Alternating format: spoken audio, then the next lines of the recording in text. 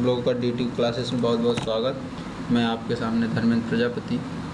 तो आज बात कर रहे हैं जो अभी मध्य प्रदेश में जेल प्रहरी की भर्ती निकली हुई है उसके बारे में बात कर रहे हैं। तो जेल प्रहरी जेल विभाग से ही बहुत सारी जॉब्स निकली हैं, जैसे शारीरिक प्रशिक्षण अनुदेशक का, बुनाई अनुदेशक का, पुरुष नर्स की निकली है, बढ़ईगिरी अनुदेशक की निकली है, फोरमैन प्रेस की निकली है, सहायक शिक्षक की निकली है, फार्मासिस्ट, अन्वेक्षक, पर्यवेक्षक, प्रहरी, सबकी निकली हुई है। तो जो ये कुल निकली है 962 पोस्ट निकली हुई है डिफरेंट पोस्टेज के लिए। तो आज का जो पद है इसमें जो जॉब है वो है ये सभी जॉब्स हैं, और कुल जो पद है 962 हैं और 940 केवल प्रहरी के लिए है।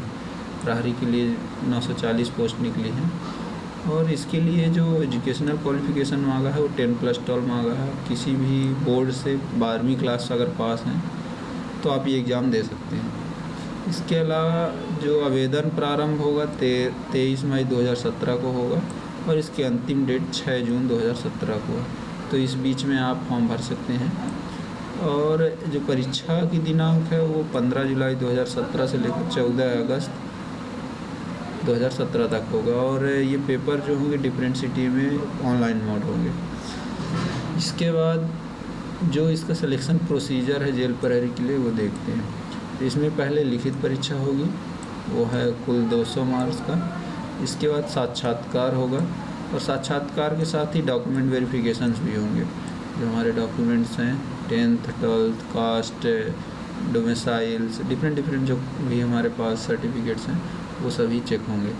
इसके बाद फिजिकल टेस्ट होगा, शारीरिक क्षमता भी चेक की जाएगी। और तब सबसे पहले देखते हैं रिटन एग्ज़ाम का हमारा सिलेबस क्या है। तो रिटन एग्ज़ाम्स का जो सिलेबस है उसमें 5 सब्जेक्ट इस बार किया हुआ है। ये जनरल इंग्लिश है, जनरल नॉलेज है, जनरल हिंदी है, मैथमेटिक्स है जनरल, और जनरल साइंस है। ये पाँचों सब्जेक्ट का सेम वेटेज है। 40 क्वेश्चन आएंगे पाँचों के, और 40 मार्क्स रहेंगे। तो पाँचों को मिलाकर कुल 200 आ जाएगा। 200 क्वेश्चन 200 नंबर रहेगा। समय जो रहेगा 3 घंटे रहेगा पूरे इस पेपर को देने के लिए। इसके बाद जो इंग्लिश का सिलेबस देखते हैं उसमें है पहला वोकैबुलरी है, शब्दकोश से क्वेश्चन आएगा, एंटोनिम्स है, विलोम शब्द क्वेश्चन आएंगे, किसी शब्द का दे देगा उसका अपोजिट वर्ड निकालना है। इसके बाद सिनोनिम्स, पर्यायवाची सेम मीनिंग वाले। इसके बाद आइडियोम्स एंड फ्रेज, मुहावरे और लोकोक्तियाँ से क्वेश्चन पूछे जा सकते हैं। 1 वर्ड सब्स्टिट्यूशन, अनेक शब्दों के एक शब्द से भी क्वेश्चन पूछ सकता है। इसके बाद comprehension, fill in the blanks, खाली स्थान आ सकते हैं कि इसमें जैसे प्रोपोजिशंस होते हैं, पार्ट्स ऑफ स्पीच में बहुत सारे जैसे जो आर्ट होते हैं उनमें से कोई भी क्वेश्चन पूछ सकता है। इसके बाद डायरेक्ट एंड इनडायरेक्ट नरेशन, मतलब नरेशन के डायरेक्ट और इनडायरेक्ट स्पीच में कन्वर्सेशन आ सकता है, या डायरेक्ट है इनडायरेक्ट, ये सब क्वेश्चन आ सकते हैं। इसके बाद ट्रांसफॉर्मेशन ऑफ सेंटेंस, जो हमारा टेंस के अंदर आता है उस पर एक्टिव एंड पैसिव वॉइस के बारे में, मतलब कन्वर्जन भी पूछ सकता है, या एक्टिव है या पैसिव वॉइस कैसा सेंटेंस है ये भी पूछ सकता है। इसके बाद टेंस में ये जो ट्रांसफॉर्मेशन ऑफ सेंटेंस है ये भी आ सकता है, और एक टेंस से दूसरे टेंस में कन्वर्ट करने के लिए, या फिर कुछ 2 वर्ड जैसे इफ एल्स है ये सब लगा करके सेंटेंस को बनाना है, या मिक्स सेंटेंस बनाना है, ये सब क्वेश्चन पूछ सकती है इंग्लिश। दूसरा सब्जेक्ट जो है जनरल नॉलेज है। जनरल नॉलेज में है तो करंट अफेयर पूछ सकता है, वो नेशनल लेवल और इंटरनेशनल लेवल का भी हो सकता है, MP लेवल का भी हो सकता है, लेकिन मेनली जो नेशनल लेवल और इंटरनेशनल लेवल के हैं वो करंट अफेयर्स पूछेगा। इंडियन कॉन्स्टिट्यूशन से क्वेश्चन आ सकते हैं, भारतीय संविधान से। इसके बाद इंडियन ज्योग्राफी है, नदियाँ, पहाड़, फसलें, कौन सा राज्य किसमें अधिक है, मध्य प्रदेश के बहुत ज़्यादा राज्य जो होते हैं उससे पूछ सकता है। इंडियन इकोनॉमी आएगी, और पंचवर्षीय जो 5 वर्षीय योजना होती है उससे भी क्वेश्चन आ सकते हैं। इंडियन पॉलिटी और ज्योग्राफी ऑफ एंड हिस्ट्री जो है MP की आएगी, ये बहुत ज़रूरी है। सबसे ज़्यादा हमारे हिसाब से ये क्वेश्चन जो जनरल नॉलेज में आएगा MP का ज्योग्राफी और हिस्ट्री से आ सकता है कि MP का है। इसके बाद हिस्ट्री जो है इंडिया और वर्ल्ड लेवल की पूछी जाएगी। इन्वायरमेंटल इशू है, और साइंस एंड टेक्नोलॉजी। तो ये है जनरल नॉलेज का सिलेबस।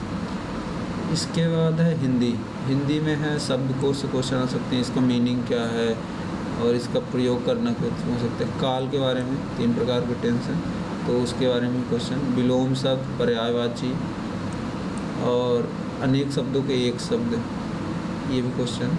मुहावरे एवं लोकोक्ति से क्वेश्चन आ सकते हैं। खाली स्थान और वाक्य परिवर्तन, ये है हिंदी का सिलेबस। इसके बाद जनरल मैथमेटिक्स में जो देखेंगे तो परसेंटेज है, एवरेज है, प्रॉब्लम्स ऑन एज जो है, उम्र के ऊपर क्वेश्चन आ सकते हैं कि अभी पिता की उम्र ये है, पुत्र की उम्र है कितनी है, 5 साल बाद कितनी हो जाएगी, ये सब क्वेश्चन आ सकते हैं। प्रॉफिट एंड लॉस क्वेश्चन, लाभ हानि से क्वेश्चन पूछ जा सकते हैं। डिस्काउंट भट्टा से पूछ सकता है, कितने % डिस्काउंट है तो क्या लाभ होगा हानि होगा। ये दोनों टॉपिक लगभग सेम रिलेटेड हैं। इसके बाद नंबर सिस्टम से क्वेश्चन आ सकते हैं, इससे 1-2 क्वेश्चन हर वर्ष आते हैं। इसके बाद इंटरेस्ट है, सिंपल इंटरेस्ट, कंपाउंड इंटरेस्ट और कितना जो भी है डिफरेंट इंटरेस्ट होते हैं, वो सब इस क्वेश्चन आ सकते हैं। रेशियो एंड प्रोपोर्शनल, अनुपात और समानुपात से क्वेश्चन आ सकते हैं। डाटा इंटरप्रिटेशन, ये क्वेश्चन जो है इसको हम कह सकते हैं रीजनिंग का रिलेटेड है। और डाटा इंटरप्रिटेशन में क्या कर सकता है, कोई ग्राफ दे दिया और पाई चार्ट है या नॉर्मल ग्राफ है, उससे क्वेश्चन पूछ सकता है कि इस बार कितनी उपज है, डाटा दे दिया पूरा और बहुत सारे क्वेश्चन पूछ सकता है। इसके बाद time and work and time and distance, ये दोनों ही इम्पोर्टेंट है, इससे किसी भी एग्ज़ाम में देखेंगे तो 1-2 क्वेश्चन आ ही जाते हैं, तो ये बहुत ज़रूरी है। इसके बाद मेंसुरेशन, क्षेत्र मिति से क्वेश्चन 1-2 बन सकते हैं। क्षेत्र मिति में रेक्टेंगल, ट्रायंगल और सर्किल, इसके बाद 3D मेंसुरेशन भी आ सकता है, मतलब क्यूब, क्यूबॉइड, ये सब डिफरेंट जो भी हैं घन-घनाभ, वो उससे भी क्वेश्चन आ सकते हैं। ये है जनरल मैथमेटिक्स का सिलेबस। इसके बाद जनरल साइंस है। जनरल साइंस में बायोलॉजी रहेगा, केमिस्ट्री रहेगा और फिजिक्स रहेगा और इन्वायरमेंटल इशूज़, ये 4 टॉपिक हैं। इससे बहुत बेसिक क्वेश्चन आएंगे, बहुत टफ नहीं आएंगे। जैसे बायोलॉजी में है तो सेल के बारे में थोड़ा बहुत पूछ सकता है, या फिर बॉडी के बारे में कितनी हड्डियां हैं, कितने दांत होते हैं, इसके बाद कितने मसल्स हैं, कितने % वाटर है, ये सब क्वेश्चन पूछ सकता है। इसके बाद केमिस्ट्री में है दही का जमना, ये सब क्वेश्चन। पानी के कितना % वो हाइड्रोजन होता है, कितने % ऑक्सीजन होता है, और थोड़ी बहुत रिएक्शन से होता है। फिजिक्स में है ग्रेविटी क्वेश्चन आ सकते हैं, नॉर्मल कोई डिस्टेंस है उसको इतनी है तो वेलोसिटी कितनी होगी, ये सब। इन्वायरमेंटल इशू से क्वेश्चन जो है वो आ सकते हैं, क्योंकि बहुत ही ज़रूरी है, आजकल का इन्वायरमेंट बहुत ख़राब है, तो इसके जागरूकता के लिए बहुत ही ज़रूरी है इन्वायरमेंटल इशूज़ क्वेश्चन। इसके बाद देखते हैं शारीरिक क्षमता का परीक्षण जो होगा वो क्या होगा। तो जो शारीरिक माप होगी, तो जो लड़के हैं मेल, उसके लिए जो ऊंचाई होनी चाहिए वो 165 सेंटीमीटर और सीना होना चाहिए 83 सेंटीमीटर और 5 सेंटीमीटर फुलाने पर, मतलब 88 हो जाएगा, है ना। 88 फुलाने पर होना चाहिए। फीमेल्स का जो है ऊंचाई 158 होनी चाहिए और सीना इसकी कोई ज़रूरत नहीं। तो ये है मेल और फीमेल के लिए ऊंचाई और सीना। इसके बाद दौड़ होगी, जो मेल को कंप्लीट करना है 800 मीटर, वो भी 2 मिनट 50 सेकंड में। फीमेल्स को सेम डिस्टेंस 800 मीटर कवर करनी है 4 मिनट में, थोड़ा टाइम ज़्यादा मिला। इसके बाद एक्स आर्मी मैन को और होम गार्ड को जो करना है 800 मीटर की दौड़ 3 मिनट 15 सेकंड में कंप्लीट करनी है।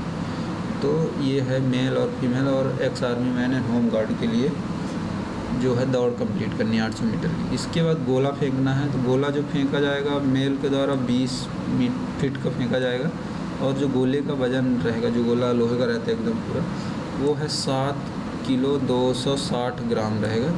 फीमेल्स के लिए 16 फीट की दूरी फेंकना है, और जो वजन रहेगा 4 किलो का रहेगा। और एक्स आर्मी मैन की जो फेंका जाएगा वो 15 फीट का रहेगा, और वजन सेम रहेगा मेल के बराबर 7 किलो 260 ग्राम रहेगा। ये है, और थैंक यू, सब्सक्राइब फॉर